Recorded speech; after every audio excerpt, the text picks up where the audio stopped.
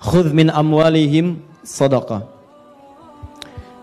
Ambillah dari sebagian harta mereka sedekah untuk satu perbuatan baik. Jadi ingat baik-baik, sedekah itu dalam bahasa Al-Quran itu menunjuk semua perbuatan baik, semua yang baik. Di fiqih disebut kullu ma'rufin sedekah. Semua yang baik-baik disebut dengan sedekah. Zakat disebut sedekah, infak sedekah, salat sedekah. Jadi semua yang baik-baik. Jelas ya? Jadi jangan dipersempit pemaknaannya sedekah itu hanya dengan uang dimasukin kotak, tidak. Semua yang baik-baik disebut apa? Ya, nanti saya turunkan. Nah, di sini Allah katakan, lihat sini. Kata Allah, ambil dari sebagian harta itu untuk sedekah, untuk mengerjakan nilai kebaikan. Sedekah juga ada yang mengartikan ini turunan dari kata sedekah. Pernah dengar kata-kata ini? Shadaqallahul azim. Itu kalimat pengakuan bahwa semua dari Allah itu benar. Pengakuan iman. Nah, maka kenapa disebut dengan sedekah? Karena amalan ini bentuk pengakuan kita terhadap kebenaran Allah. Di Allah menurunkan satu kalimat, hei, kata Allah, zakat. Kemudian kita kerjakan. Kenapa zakatnya kemudian saat dikerjakan disebut dengan sedekah? Seakan-akan kita mengakui bahwa apa yang Allah perintahkan itu benar. Dan apa yang Allah janjikan pasti benar. Paham sampai sini? Contoh, saya ulang. Karena saya lihat ada sebagian wajahnya yang wajah minta tolong. Ustaz, tolong jelaskan lagi.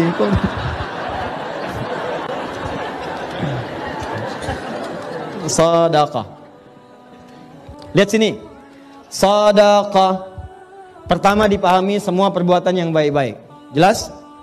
Jelas. Di semua jenis kebaikan disebut apa? Nama umumnya. Yang kedua, sedekah itu ada yang mengatakan berasal dari kata as-sidqu. Sudah? Apa itu as-sidqu? Sesuatu yang menunjukkan pengakuan atau pembuktian atas kebenaran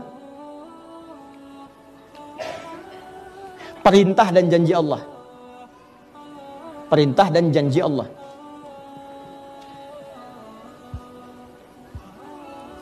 Sudah? Pengakuan atau pembuktian atas kebenaran perintah dan janji Allah Subhanahu wa taala. Aplikasinya begini, contoh. Di sini ayatnya tentang zakat terkait harta. Kata Allah, ambil dari sebagian hartamu kalau sudah mencukupi syarat dan ketentuannya untuk zakat. Kenapa zakat disebut sedekah? Karena saat zakat ini ditunaikan, pertama dia mengandung unsur kebaikan. Bukankah saat berzakat ada nilai kebaikan di situ? Ya, orang bisa dibantu, kita dapat pahala, baik kan? Yang kedua, dengan kita menunaikan zakat ini berarti kita mengakui bahwa perintah Allah ini benar. Benar, kita membenarkan perintah Allah, kita tidak melanggarnya.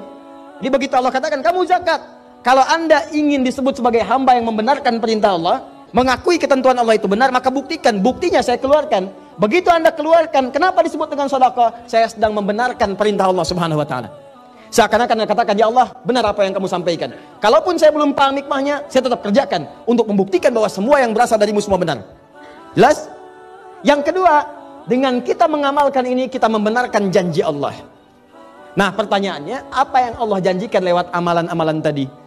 Ternyata orang yang berzakat itu dijanjikan oleh Allah Subhanahu wa taala hartanya bukan berkurang tapi bertambah. Makanya kenapa zakat di Quran disebut sedekah? Anda diminta yakin ya untuk membenarkan janji Allah. Allah berjanji kalau kamu keluarkan saya tambah bukan saya kurangi. Makanya ketika Anda keluarkan, kenapa disebut sedekah? Khudh min amwalihim sedekah. Nah, Allah ingin meminta Anda sepanjang kemudian kekuatan diri Anda, yakinkan pada diri Anda bahwa saat mengeluarkan zakat itu Anda sedang menambah harta, bukan menguranginya. Dan benarkanlah janji Allah, karena Allah kalau sudah berjanji tidak akan pernah mengingkari. Ya, Quran surah 3 ayat 9. Innallaha la yukhliful mi'ad. Pertanyaannya, Ustadz, tahu dari mana kalau berzakat itu hartanya bertambah bukan berkurang?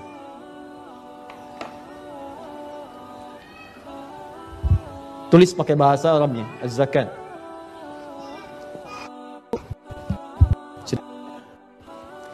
Ustaz, tahu dari mana kalau saya berzakat itu bisa nambah bukan berkurang? Pertama, dari namanya zakat. Zakat itu punya dua arti. Satu, at-taharah. Dua, an-numu.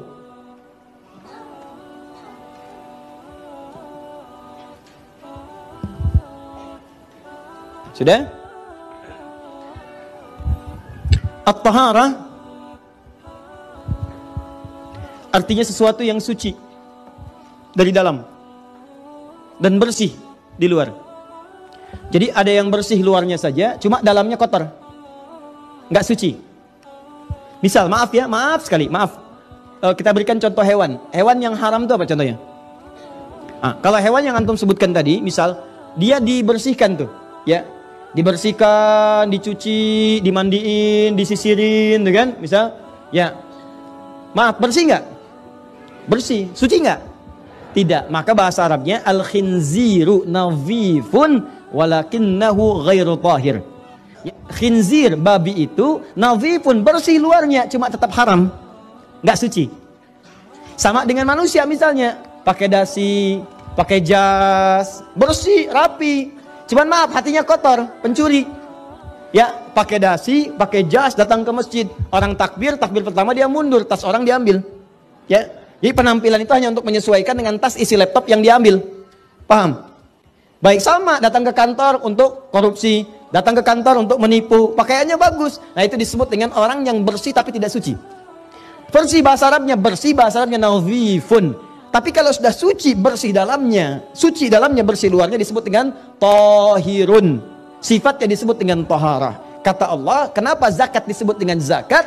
Wa aqimus shalah wa atuz zakat. Zakat. Kenapa disebut zakat? Karena fungsi zakat yang pertama membersihkan kotoran di hati kita sehingga tidak terlampau loba dengan urusan harta. Gak diperbudak harta. Jadi kalau Anda tidak ingin diperbudak oleh harta, capek mikirin harta benda, ngitung lagi, padahal yang ada pun belum dipakai. Kata Nabi, orang yang bisa makan di hari itu udah orang kaya. Kalau punya jatah buat besok udah kaya banget. Nih Anda ini harta itu cukup untuk 2 tahun ke depan, masih dihitung juga. Padahal hidup aja belum nyampe setahun. Kebayang nggak? Nah, jadi ada orang yang diperbudak dengan harta, ngitung. Dan yang paling bahaya adalah ketika dia sudah pelit dengan dirinya sendiri. Hartanya banyak, tapi nggak kepake dengan diri sendiri. Sakitnya sudah parah, sudahlah obat generik aja.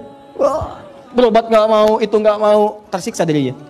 Yang ngeliatin datang ke kebun cabai, cuman metik, hartanya ribuan triliun. Ya, meninggal di kebun. Paham? Dan banyak orang yang tidak menikmati itu.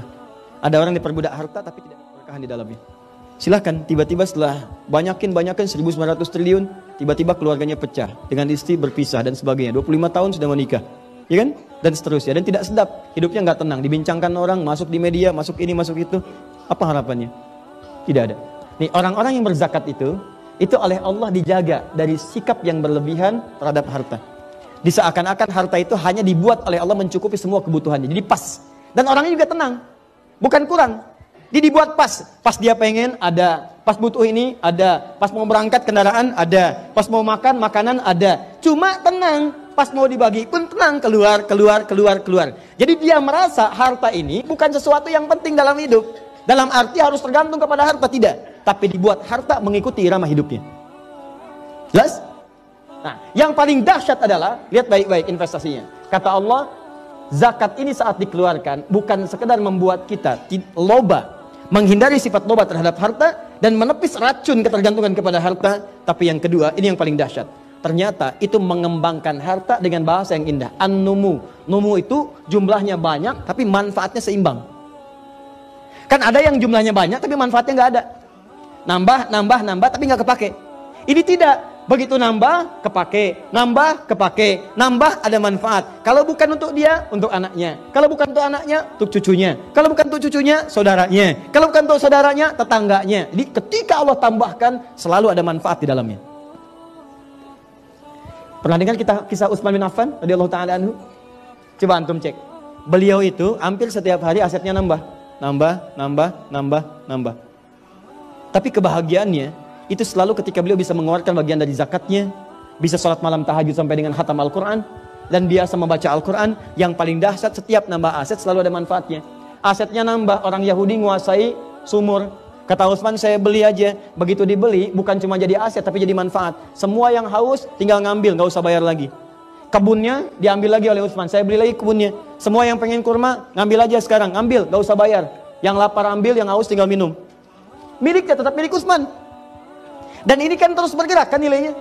Setiap masa berganti, ini nilainya terus bergerak. Sampai sekarang asetnya masih ada. Dijadikan apa? Disiapkan untuk penginapan. Semua hasilnya disimpan di Bank Saudi, disedekahkan atas nama Utsman bin Affan radhiyallahu ta'ala anhu. Sampai sekarang, orangnya sudah nggak ada 15 abad tapi asetnya masih ada dan manfaatnya terasa. Dari mana ini semua? Ini salah satunya kebiasaan Utsman untuk berzakat. Setiap orang yang berzakat, maka harta yang dikeluarkan itu dilipat gandakan paling minimal 10 kali lipat dari sebelumnya. Paling minimal 10 kali.